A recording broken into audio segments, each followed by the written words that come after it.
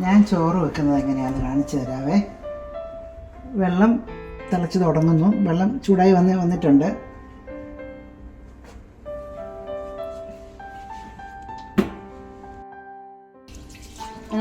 ഇനി ഉടനെ അരി കഴുകിയെടുക്കുകയാണ്. ഒരു 3 പ്രാവശ്യം ഞാൻ അരി കഴുകും.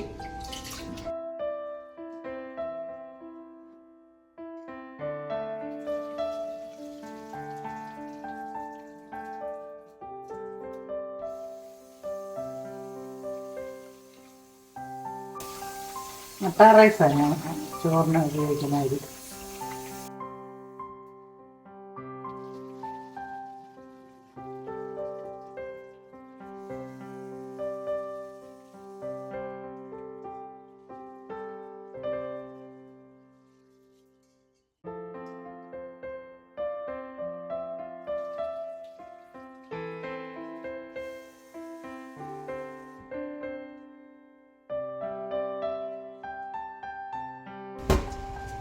അരി വെള്ളം ചൂടായി തുടങ്ങി.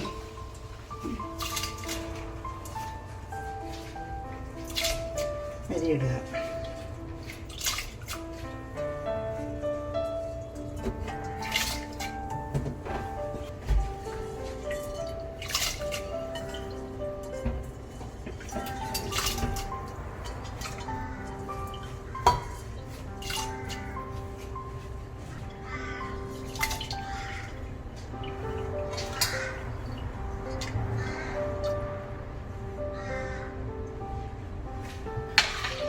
ഇളക്കിയത്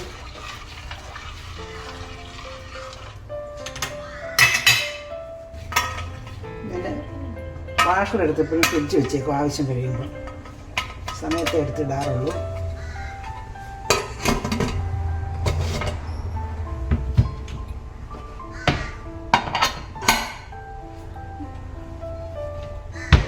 ഒറ്റ പ്രാവശ്യം ഒന്ന് ചീറ്റത്തേ ഉള്ളൂ. അത് കഴിയുമ്പോൾ തീ കുറച്ച് നിർത്തി വെച്ചേക്കും.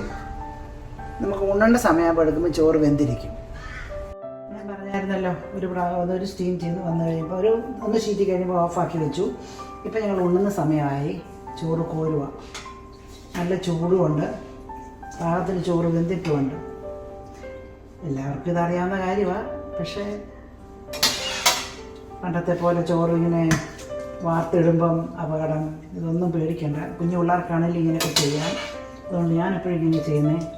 പിള്ളേരോടും പറയും ഇങ്ങനെ ചെയ്യാൻ. കൈ പൊള്ളുവോ? അത് പാകത്തിന് വെന്തിട്ടുണ്ട്. ഇത്തിരി സ്റ്റീം വന്നു കഴിഞ്ഞാൽ അത് 2-3 പ്രാവശ്യം ചീറ്റി കഴിഞ്ഞാൽ അത് എന്ത് പോകും.